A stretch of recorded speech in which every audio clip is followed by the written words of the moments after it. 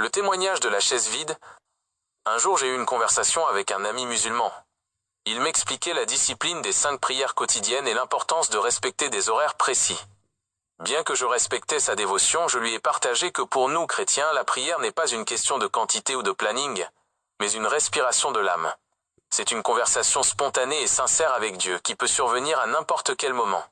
Mon ami m'a alors avoué qu'avec la routine, il était parfois difficile de ressentir cette sincérité profonde à chaque fois. Cela m'a rappelé une histoire bouleversante qui illustre parfaitement ce qu'est la foi simple. C'est l'histoire d'un homme gravement malade, hospitalisé, qui n'arrivait pas à prier. Il se confia à sa fille, une jeune femme de foi, en lui disant qu'il ne comprenait pas pourquoi ses prières semblaient rester sans réponse.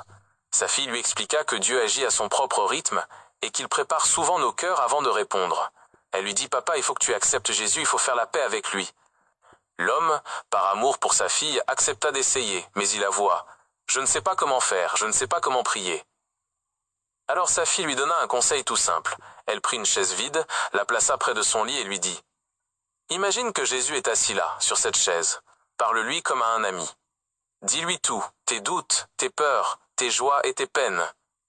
Confie-toi simplement. » Le père suivit ce conseil.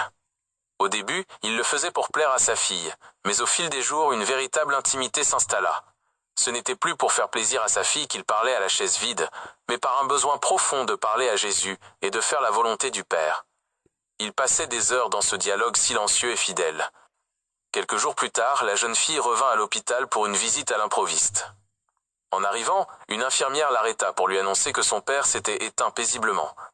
L'infirmière ajouta, intriguée, « Il y a une chose que je n'arrive pas à expliquer, madame.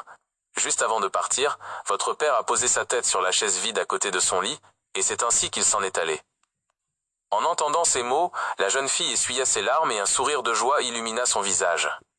Elle comprit instantanément. Son père n'était pas mort seul. Au moment de son dernier souffle, il avait simplement posé sa tête sur les genoux du Christ.